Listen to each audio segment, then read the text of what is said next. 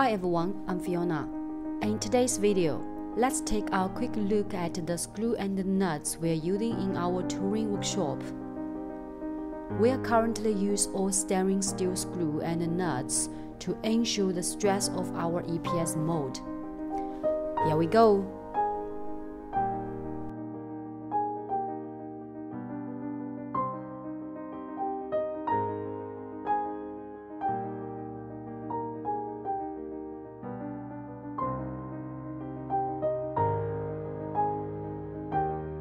If you have any question, please let us know. We love questions.